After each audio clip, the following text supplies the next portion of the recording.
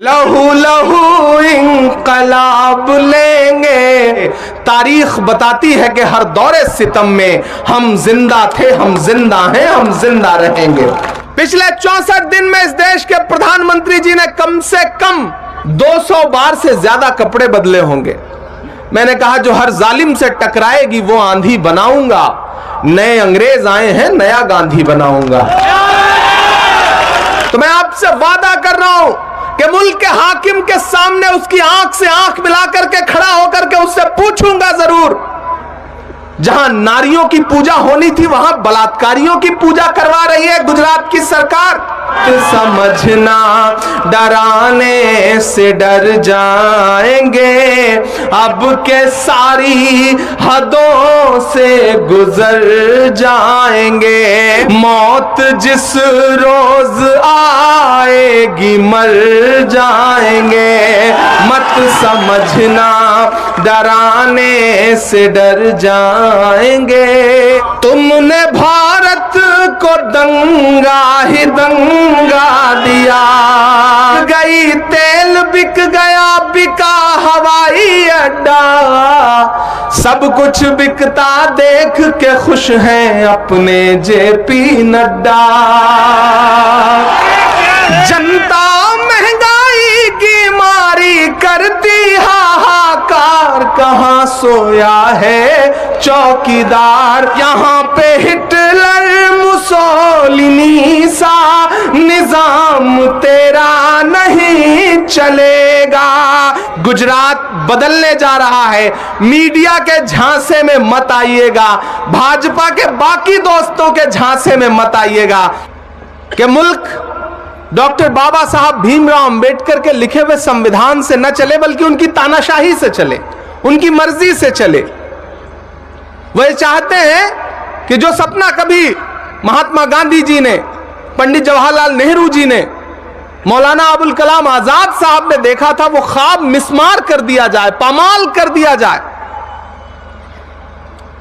इसलिए बसु गांव और उसके आसपास एतराफ के जो तमाम बुजुर्ग बैठे हैं, मैं उनसे थोड़ी देर बहुत संजीदा गुफ्तगू करना चाहता हूं। मैं पिछले कई दिन से भारत जोड़ो यात्रा का हिस्सा हूं। तकरीबन 64 दिन से हम लोग मुसलसल चल रहे हैं एक ऐसी यात्रा पे जिसका नाम है भारत जोड़ो यात्रा। भारत को जोड़ने की कोशिश। और उसी दरमियान जब साथी जिग्नेश ने यह कहा कि आपको मेरे इलाके में आना है, लोगों से मुलाकात करनी है, अपील करनी है, तो मैंने जिग्नेश से कहा मेरे भाई ने बुलाया है तो मैं जरूर आऊंगा। और जिग्नेश, मैंने तुम्हें देखा है जंतर मंतर पर दहाड़ते हुए, मैंने तुम्हें देखा है बिल्किस बानो के लिए अहमदाबाद से लेकर के दिल्ली की सड़कों पर मुसलसल आवाज उठाते हुए मैंने देखा है तुम्हें। इसलिए भी मेरे भाई मैं तुमसे यह कहना चाहता हूं, मैं तो शायर हूं, सियासत में तो पता नहीं कैसे आ गया, नसीब लेके आ गया, वरना मैं तो शायर हूं और मैं तो शायरी की जबान में गुफ्तगू करता हूं। और मैं अलल ऐलान यहां खड़ा होकर के कह रहा हूं कि दायरे में सिमट के आएगा, हर रवायत से हट के आएगा। थोड़ी थोड़ी ठंड है, मुझे पता है, आप भी खामोश खामोश से हैं, हाथ बांध के बैठे हैं। मैं चाहता हूं कि मुझे वो जिंदा दिली नजर आए जिसके लिए यह इलाका जाना और पहचाना जाता है। उधर जो पीछे लोग खड़े हैं, पीछे जो लोग बैठे हैं, इधर जो साथी खड़े हैं, मुझे एक एक शख्स की शिरकत चाहिए। मैं चाहता हूं कि वो जोश, वो जज्बा दिखे जो इन फासिस्टों से लड़ने के लिए दिखना चाहिए। तब मैं ये मिसरे पढ़ रहा हूं कि दायरे में सिमट के आएगा, हर रवायत से हट के आएगा। आंधियों को जरा खबर कर दो, कच्चे मिसरे होंगे तो कोई हाथ खामोश नहीं रहेगा। आंधियों को जरा खबर कर दो, शेर वापस पलट के आएगा, शेर वापस पलट के आएगा। बड़गाम वालों, इस बार भाजपा बड़ी मुश्किल में है। हिमाचल हार रही है, वोटिंग हो चुकी है, वहां सरकार बदलने जा रही है। मोदी जी को यहां की भी आहट मिल गई थी कि ये जो डबल इंजन की सरकार है, इससे गुजरात की आवाम बहुत नाराज है। पिछली बार तो वो हारते हारते बचे थे, सांस अटक गई थी, हालत यह हुई थी कि पानी में जहाज उतारना पड़ गया था, करतब दिखाने पड़े थे। तो फिर इस बार भी उन्हें पता था कि चीजें खराब हो रही हैं, तो उन्होंने सोचा अकेले नहीं जीता जा सकता, तो उन्होंने दो दोस्त बुलाए अपने, एक दिल्ली से और एक हैदराबाद से। उन्हें यह पता है कि अकेले नहीं जीता जा सकता। लेकिन मैं यहां खड़ा होकर के आपसे कहना चाहता हूं, मेरे भाई, मेरे साथियों, मेरे अपनों, आप जानते हैं कि पिछले 10-12 साल में मुसलसल सियासत में आने से पहले भी, मेरा खुदा गवाह है कि मैंने आज तक कभी भी एक लम्हा भी आपकी फिक्र के बगैर नहीं गुजारा है। आपके मुद्दों पर लड़ता रहा हूं। जो भी प्लेटफॉर्म, जो भी ताकत, जो भी हुनर ऊपर वाले ने मेरे हाथ में दिया था, मेरे हाथ में जो कलम दिया था, मैंने उस कलम का इस्तेमाल महबूबा के जुल्फ और आंचल पे नज़्में लिखने के लिए नहीं किया। मैंने पहलू खान की मां का दर्द गाया, मैंने नजीब की मां के आंसुओं को अपनी शायरी बनाई। मैं मुसलसल लड़ता रहा आपके लिए, और उस बुनियाद पर यहां खड़ा होकर कह रहा हूं कि मेरे भाई, लड़ाई बहुत बड़ी है, और जब बड़ी लड़ाई होती है तो छोटी छोटी नाराजगी को नजरअंदाज किया जाता है। हो सकता है किसी बात पर शिकायत हो सकता है कभी फोन ना उठ पाया हो, किसी मसले पे आपके साथ बातचीत ना हो पाई हो, लेकिन जब लड़ाई बहुत बड़ी हो तो छोटी छोटी चीजें नजरअंदाज करनी पड़ती हैं। मेरे बुजुर्गों, मैं आपसे ये कहना चाहता हूं कि इस वक्त कांग्रेस जो लड़ाई लड़ रही है वो बहुत बड़ी लड़ाई है। वो लड़ाई है कि दिल्ली में बैठा हुआ हाकिम ये चाहता है कि मुल्क संविधान से ना चले, देश जमहूरियत से ना चले, उनकी मर्जी से चले। लेकिन एक शख्स है इस देश में जिसका नाम राहुल गांधी है, वह कह रहा है कि मैं आरएसएस की नफरत वाली राजनीति के खिलाफ सीना ठोक के खड़ा हूं, और पिछले 64 दिन से मुसलसल 25 किलोमीटर रोज वो आदमी पैदल चल रहा है भारत को जोड़ने के लिए। मैं उस यात्रा का हिस्सा हूं। मुझसे एक पत्रकार ने कहा, इमरान साहब, आप इस यात्रा में चल रहे हैं कन्याकुमारी से, आप क्या कहेंगे? तब मैंने एक ही बात कही थी कि मैं अगर महात्मा गांधी के दौर में पैदा हुआ होता तो शायद अंग्रेजों के खिलाफ उनके साथ चल रहा होता, लेकिन मैं इस दौर के गांधी के साथ पैदा हुआ हूं, तो मेरी खुशनसीबी है कि मैं इस मुल्क को बचाने की लड़ाई में इस दौर के गांधी के साथ चल रहा हूं, राहुल गांधी के साथ चल रहा हूं। और आप यकीन जाने, बसु गांव के तमाम साथियों, बड़गाम के लोगों, स्टेज पर बैठे हुए हमारे जिम्मेदार साथियों, एक एक वक्त में ऐसा लम्हा आ रहा है जब 1 लाख से ज्यादा लोग, मैं चश्मदीद हूं लम्हों का, राहुल गांधी के साथ कदम से कदम मिलाकर के नारा लगाते हुए कह रहे हैं, नफरत छोड़ो, भारत जोड़ो। ये जो नारा है, वो जो गूंज रहा है, वो नारा, तो उस नारे की गूंज की हनक इतनी है कि दिल्ली में बैठा हुआ हाकिम राहुल गांधी की टी शर्ट के रेट पता करवा रहा है कि वो टी शर्ट कितनी महंगी है।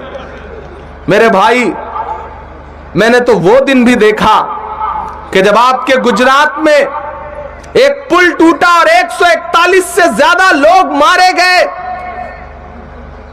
और उस दिन मुल्क के हाकिम इसी गुजरात में थे। उन पीड़ितों के साथ खड़े होने के बजाय दिन में 3 बार कपड़े बदल करके उद्घाटन और झंडी दिखाने में लगे थे। बेहिसी का आलम यह था, पिछले 64 दिन में इस देश के प्रधानमंत्री जी ने कम से कम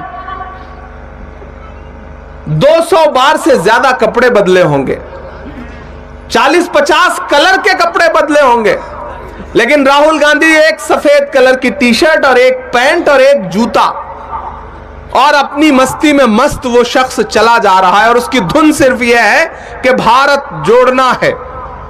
मुझसे किसी पत्रकार ने कहा, आप तो शायर हैं, आप क्या कहेंगे? मैंने कहा, जो हर जालिम से टकराएगी वो आंधी बनाऊंगा, नए अंग्रेज आए हैं, नया गांधी बनाऊंगा। बड़गाम वालों, वो यात्रा छोड़ करके आपके बीच में क्यों आया हूं? क्योंकि आपके बीच में बहुत सारे लोग आए बरगलाने के लिए, गुमराह करने के लिए, समझाने के लिए। जिग्नेश सिर्फ एक विधायक भर नहीं है, मेरी बात को अपने दिल में उतार के जाइएगा। जिग्नेश सिर्फ एक विधायक भर नहीं है। अगर सिर्फ एक विधायक होते तो असम की पुलिस अरेस्ट करने के लिए गुजरात नहीं आती और ले जाकर के वहां की जेल में नहीं रखे जाते। जिग्नेश का विजन बड़ा है। भाजपा जानती है कि जिग्नेश जिस कोशिश के लिए लड़ रहे हैं, अगर वो कोशिश अमली जामा पहन गई तो सबसे ज्यादा नुकसान भाजपा की नफरत की राजनीति को होगा। भाजपा जानती है कि जिग्नेश जिस सामाजिक बदलाव की कोशिश कर रहे हैं, जिस दलित और अकलियत के समाज के लोगों के बीच की दूरियां पाटने की कोशिश कर रहे हैं, अगर वो कोशिश कामयाब हो गई तो सबसे बड़ा नुकसान आरएसएस की नफरत की राजनीति को होगा। इसलिए जिग्नेश पर हमला भी ज्यादा बड़ा है। इसलिए कांग्रेस पे ज्यादा बड़ा हमला है, क्योंकि कांग्रेस उनकी नफरत की राजनीति के खिलाफ खड़ी है। इस बीच मैंने सुना है कुछ लोग जो कांग्रेस में थे वो छोड़ के चले गए और आज वही ताल ठोक रहे हैं। मुझसे कई साथियों ने कहा कि इमरान साहब बीच में राहुल गांधी के साथ छोड़ के कई लोग आए चले गए, आप क्या कहेंगे? मैंने कहा, कांटे गुल के साथ नहीं चल सकते हैं, बुज़दिल खुल के साथ नहीं चल सकते हैं। कांटे गुल के साथ नहीं चल सकते हैं, बुज़दिल खुल के साथ नहीं चल सकते हैं। रास्ते में जो छोड़ गया उसे जाने दो, सब राहुल के साथ नहीं चल सकते हैं। बड़गाम वालों, आपको यह समझना पड़ेगा कि पिछली बार आपने बड़ी हिकमत से, बड़ी समझ से, बड़े सलीके से, एकजुटता से जिग्नेश को जितवाया था। भाजपा उस एकजुटता को तोड़ना चाहती है। भाजपा आपकी उस सियासी समझ को पामाल करना चाहती है। इसीलिए कोई हैदराबाद से तो कोई दिल्ली से बड़े बड़े दोस्त उनके आए हुए, वो आपको समझाएंगे ऐसा नहीं है ऐसा। अरे मैं तो चश्मदीद हूं, मैंने देखा है बिहार में, मैं गवा रहा हूं कि किस तरह 2 सीटें 3 सीटें जीतने के चक्कर में सैकड़ों सीटें हरवाने का काम किया जा रहा है। किस तरह से तकरीरें कर करके, जज्बाती करके लोगों को समझाने की कोशिश की जा रही है। एक बड़े शायर ने कभी कहा था कि सरे मिंबर वो ख्वाबों के महल तामीर करते हैं, इलाजे गम नहीं करते, फकत तकरीर करते हैं। फकत तकरीरों से काम नहीं चलने वाला है। लड़ाई इस बात की है कि हुकूमत बदलेगी या नहीं बदलेगी। जब तक दिल्ली की हुकूमत नहीं बदलेगी, इस मुल्क के तमाम मसले हल नहीं होंगे। आपको यह बात समझनी पड़ेगी। और दिल्ली की हुकूमत तब तक नहीं बदलेगी जब तक आपके यहां की हुकूमत नहीं बदलेगी, जब तक आप यहां समझ के साथ वोट नहीं करेंगे। तो मैं आपसे गुजारिश करने आया हूं मेरे भाई कि जिग्नेश मेरे ख्याल है कल या परसों में अपना नॉमिनेशन भरेंगे। परसों 15 तारीख को अपना नामांकन करेंगे, नॉमिनेशन भरेंगे। तो मैं गुजारिश आपसे भी करूंगा कि उस दिन बड़ी से बड़ी तादाद में जरूर इनके नामांकन का हिस्सा बनिए, क्योंकि इनको आप पे बड़ा भरोसा है और उस भरोसे की लाज आपको भी बचाना है। आप तो वो लोग हैं जिनका इस बात पर ईमान है कि मजदूर का पसीना सूखने से पहले उसकी मजदूरी दे दी जाए, ये आपका ईमान कहता है। और जिग्नेश ने आपके लिए हमेशा कभी यह नहीं सोचा कि वो आपसे अलग है। मैंने कहा ना, मैंने इस पूरे गुजरात में बहन बिल्किस के लिए सबसे ऊंची आवाज में किसी को लड़ते देखा है तो वो जिग्नेश मेवानी है, वो जिग्नेश मेवानी है।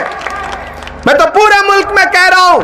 और अभी 2-3 हफ्ते बाद पार्लियामेंट शुरू होगा, तो मैं आपसे वादा कर रहा हूं कि मुल्क के हाकिम के सामने उसकी आंख से आंख मिला करके खड़ा होकर के उससे पूछूंगा जरूर कि आपने एक नारा दिया था कि बेटी बचाओ बेटी पढ़ाओ, क्या है आपके नारे का सच? क्या यही है आपके नारे का सच कि जिस देश में एक संस्कृत का सूत्र वाक्य है कि यत्र नार्यस्त पूजन्ते रमन्ते तत्र देवता, जहां नारियों की पूजा होती है वहां देवता निवास करते हैं, क्या यही है आपके इस वाक्य का सच कि 11 बलात्कारी सरकारी शह पर रिहा कर दिए जाते हैं? जहां नारियों की पूजा होनी थी वहां बलात्कारियों की पूजा करवा रही है गुजरात की सरकार। मैं तो उस हाकिम से यह सवाल पूछूंगा, और जिग्नेश भी मुसलसल ये सवाल पूछ रहे हैं। मेरे भाई, ये लड़ाई बहुत बड़ी है, लेकिन इस बड़ी लड़ाई में आपको डरना नहीं है, हटना नहीं है मैदान से। हम आतिशे सोजा में भी हक बात कहेंगे, कुंदन की तरह दहर में ताबिंदा रहेंगे। तारीख बताती है कि हर दौरे सितम में हम जिंदा थे, हम जिंदा हैं, हम जिंदा रहेंगे। यहां शकील खान साहब बैठे हुए हैं, वजीर पठान साहब, इम्तियाज कादरी साहब, हमारे साथ काम करने वाले शहनवाज साहब, निजामुद्दीन राइन साहब, अनुरोध ललित जैन जी, बाकी आपके कांग्रेस के जो तमाम साथी हैं वो यहां बैठे हैं। मैं आज आने का मकसद बस इतना था कि आज से आप इस चुनाव को अपना चुनाव मान लीजिए।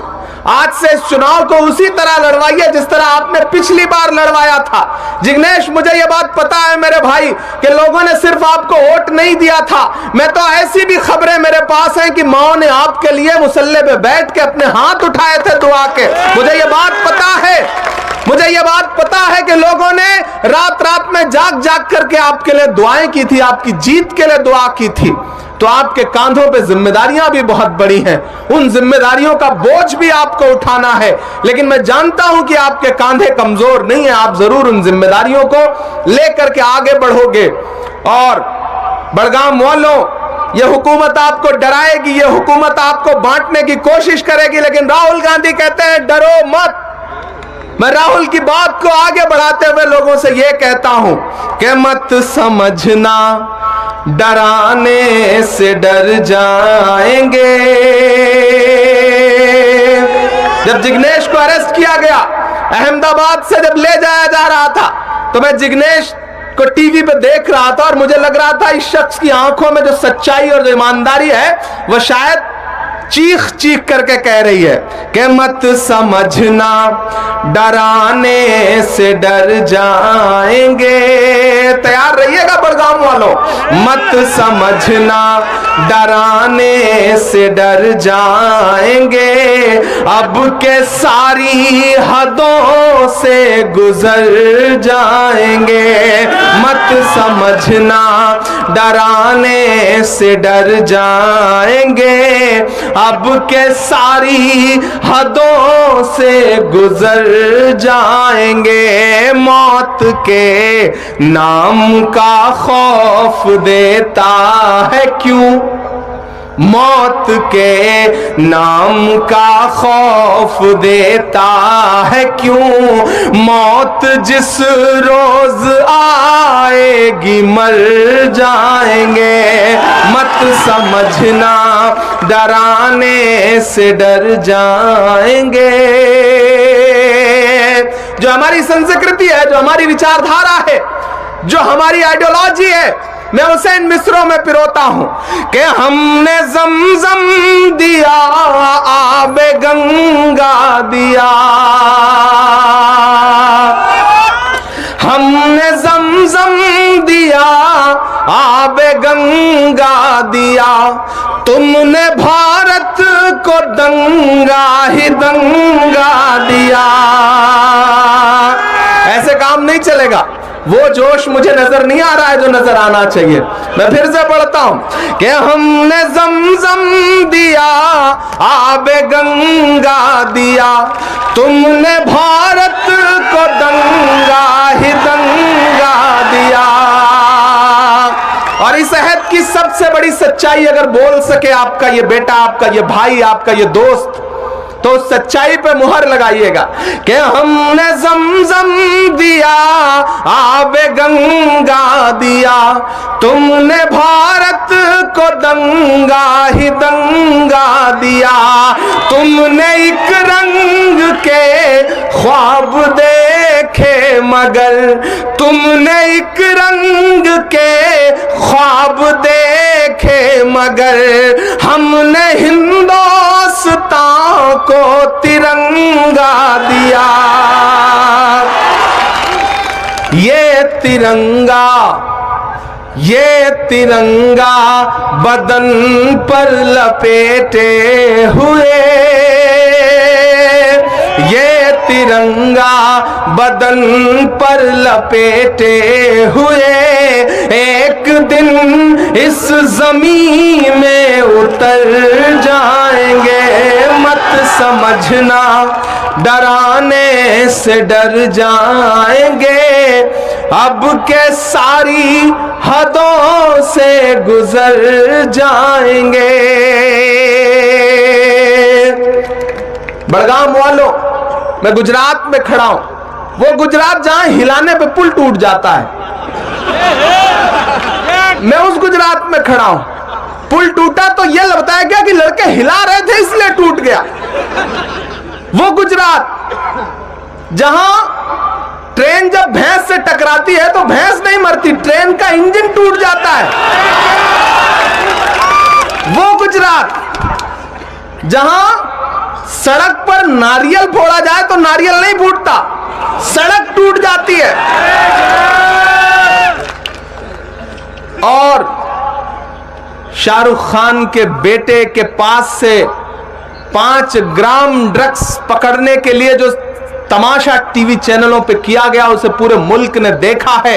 लेकिन मैं उस गुजरात में खड़ा हूं जहां हजारों हजार करोड़ की मुद्रा पोर्ट पर ड्रग्स जो है वो पकड़ी गई, तो आज तक पता करने के लिए कोई एजेंसी तैयार नहीं है कि वो किसका है, कौन लाया उसे, सरकार के किस मुख्यमंत्री और किस मंत्री के दोस्त ने उसे गुजरात में ला करके युवाओं को नशे का आदी बनाने का सपना देखा था।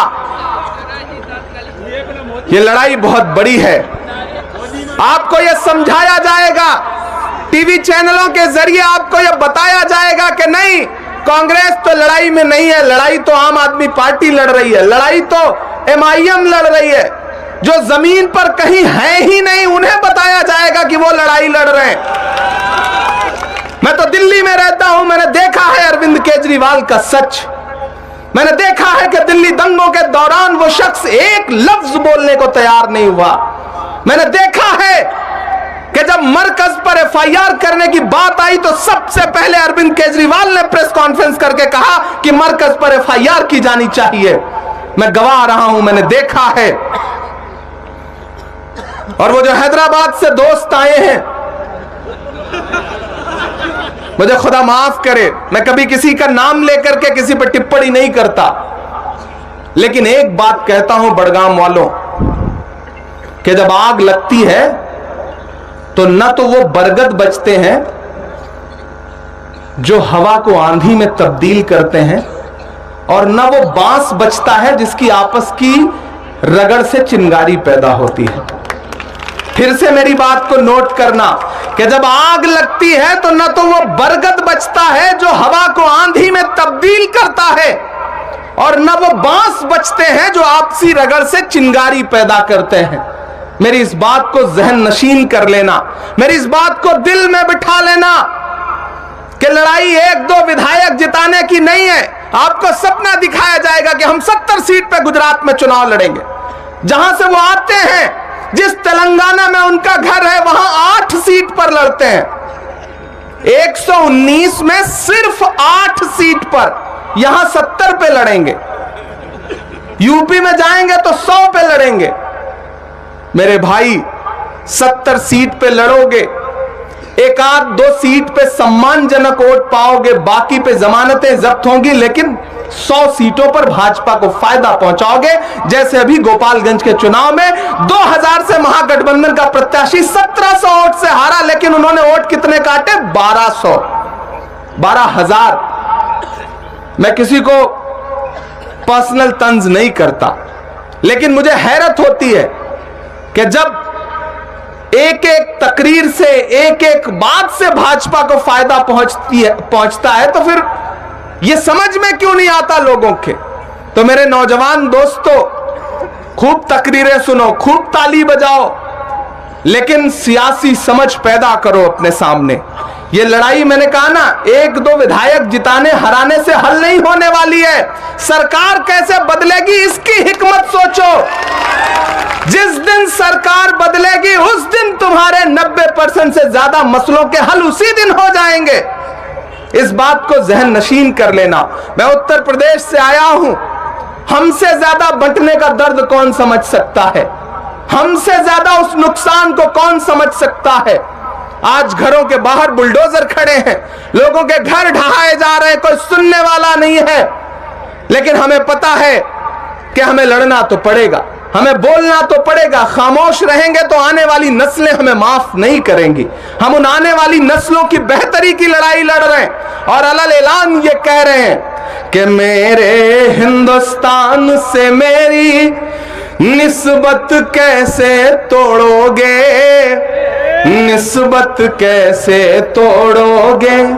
मेरे हिंदुस्तान से मेरी निस्बत कैसे तोड़ोगे, निस्बत कैसे तोड़ोगे। मेरे हिंदुस्तान से मेरी निस्बत कैसे तोड़ोगे। छत तोड़ोगे लेकिन मेरी हिम्मत कैसे तोड़ोगे। मेरे हिंदुस्तान से मेरी निस्बत कैसे तोड़ोगे, निस्बत कैसे तोड़ोगे। एक तरफ मगरूर सियासत के जालिम बुलडोजर है, सच बोल रहा हूं। एक तरफ मगरूर सियासत के जालिम बुलडोजर है, एक तरफ कुछ मजलूमों के सहमे सहमे छप्पर हैं। जालिम को जालिम कहने की जुर्रत कैसे तोड़ोगे। छत तोड़ोगे लेकिन मेरी हिम्मत कैसे तोड़ोगे। मेरे हिंदुस्तान से मेरी निस्बत कैसे तोड़ोगे, निस्बत कैसे तोड़ोगे। बड़गाम वालों, मैं बहुत चीख चिल्ला के अपनी बात नहीं कहूंगा। तू समझता है कि रिश्तों की दुहाई देंगे, हम तो वो हैं तेरे चेहरे से दिखाई देंगे। तू समझता है कि रिश्तों की दुहाई देंगे, हम तो वो हैं तेरे चेहरे से दिखाई देंगे। फैसला लिखा हुआ रखा है पहले से खिलाफ, आप क्या खाक अदालत में सफाई देंगे। हालात वहां खड़े हो गए। इसलिए मैं फिर से आपसे कह रहा हूं कि इस बार ये एक्सपेरिमेंट का इलेक्शन नहीं है, प्रयोग करने का इलेक्शन नहीं है। ये मत सोचिएगा कि नहीं यार, हमारे लोगों को एक शौक ये भी रहता है नया झंडा हाथ में पकड़ने का, ये बड़ा शौक है हमारे लोगों को। तो मैं आपसे ये कह रहा हूं कि ये वक्त वो वक्त नहीं है। तरीके और भी हैं, इस तरह परखा नहीं जाता। तरीके और भी हैं, इस तरह परखा नहीं जाता। चिरागों को हवा के सामने रखा नहीं जाता। ये जो जिग्नेश है, ये आपके लिए एक चिराग है। इस चिराग को और बड़ा बनाइए, इसे मशाल बनाइए। मुझे पता है ये तारीख शब में आपके मसलों पर जलती रहेगी, पूरा यकीन है मुझे। इसे बचाइए, इसे मजबूत करिए, इसे ताकत दीजिए। और अगर आपने ताकत दिया तो मैं जानता हूं कि ये खड़ा रहेगा आपके मुद्दों पर। वो चाहे गुजरात की असेंबली हो या दिल्ली की जंतर मंतर की सड़कें हो, ये शख्स पीछे नहीं हटेगा। ये मेरा यकीन है, ये मेरा मसला है, मैं जानता हूं इस बात को। आखिर में मैं 2-3 बातें आपसे और कहना चाहता हूं। वक्त बहुत कम है।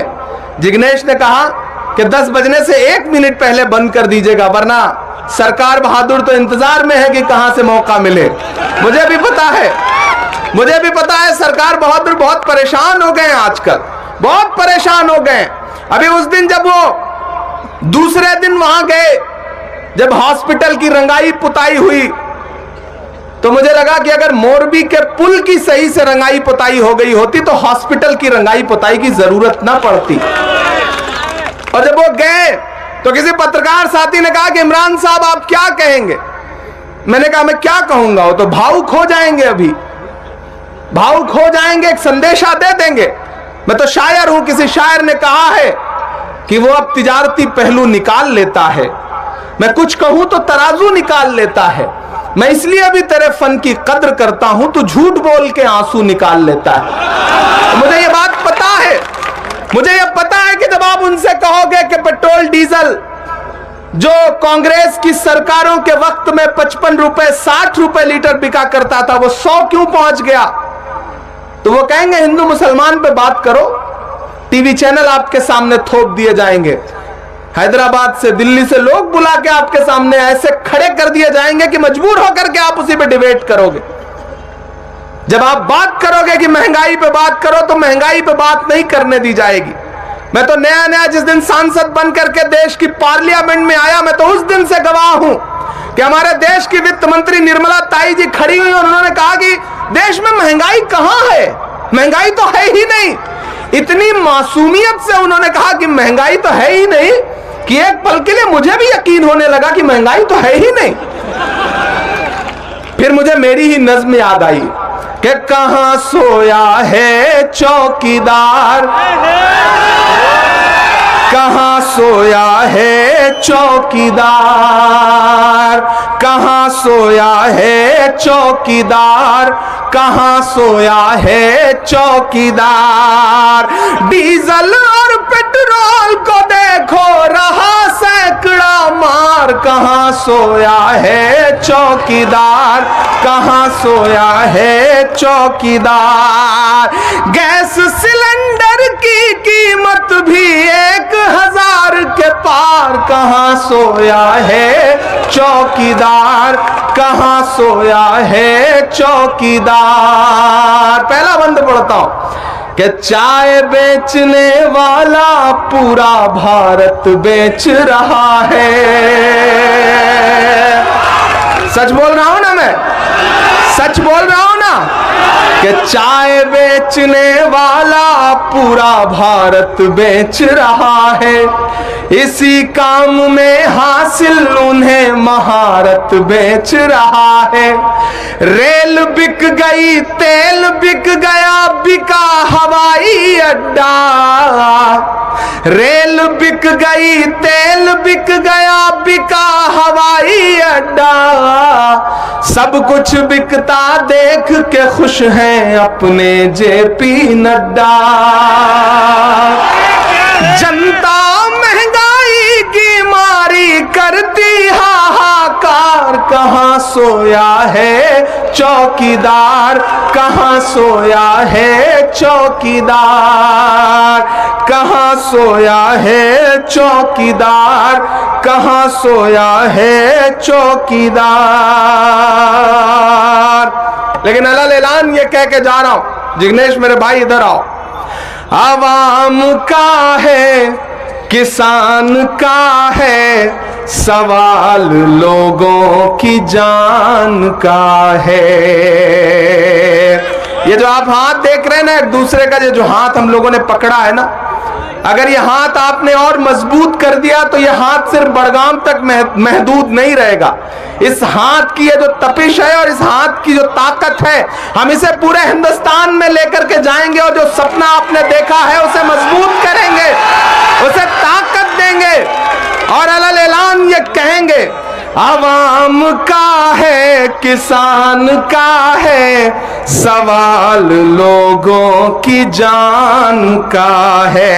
हैं जो भी शामिल, हैं जो भी शामिल, हैं जो भी कातिल, उन्हीं से इसका हिसाब लेंगे। सनद रहे सब हिसाब लेंगे, सनद रहे सब हिसाब लेंगे, सनद रहे हम हिसाब लेंगे। जमहूरियत को कुछ चलने वाला, ये काम तेरा नहीं चलेगा। यहाँ पे हिटलर मुसोलिनी सा निजाम तेरा नहीं चलेगा।